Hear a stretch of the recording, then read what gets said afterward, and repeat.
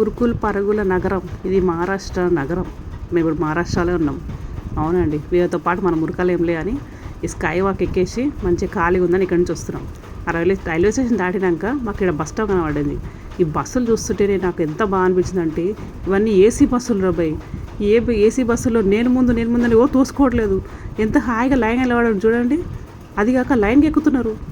నేను ఎక్కుతాను ఎవరు అంటలేరు. బాబోయ్ ఎంత బాగుంది. ఈ స్ట్రీట్స్ చూడు ఎంత బాగా ఖాళీగా ఎంత బాగున్నాయి. అన్ని ఫుడ్ ఐటమ్సే. ఏ తినాలో అర్థమవుతలేదు. ఈ స్ట్రీట్ ఏంది ఒడుస్తూనే లేదు. సరేలే, ఇక్కడ లైన్ కట్టిరు అందరూ. సరే అని నేను కూడా లైన్ కట్టిన. ఇదేంటంటే మిసల్ పావ్ స్పెషల్ అంట ఇక్కడ. ఫుడ్ కోసం లైన్ కట్టిరు. సరే నేను కూడా కడతామని కట్టినాం. పోయినాం, ఆర్డర్ ఇచ్చేసినాం. వచ్చేసింది మా order. Misal pav Mumbai special. Medium తిక్కనా అని అడిగిండు. అబ్బా బాబాయ్ మీడియమే ఇచ్చేయినా నాయన అని చెప్పిన.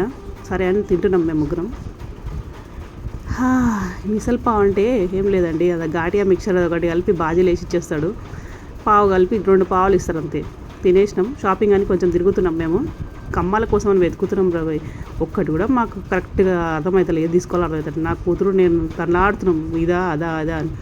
ఇట్లయితే అట్లది కానీ ఏదో ఒకటి తీసుకొని పక్క జరుగుదామని నేను ఒక సెలెక్ట్ చేసిన, మా పాప ఒక సెలెక్ట్ చేసింది. ఆఖరికి 2 తీసుకున్నాము, పక్క జరిగిపోయినాం. బాగా దాహం వేస్తుంది. గోలీ సోడా కనిపించింది, చిన్నప్పుడు గుర్తొచ్చింది. అరే గోలీ సోడా ఇలా బాగా అంటే ఆ జల్దీ వేసేసిండు. ఆ గోలీ సోడా బుస్సు అన్నాడు, అందులో వేసి ఇచ్చేసిండు. అమ్మ అది ఆగినాక చల్లగా పడ్డది నాకు.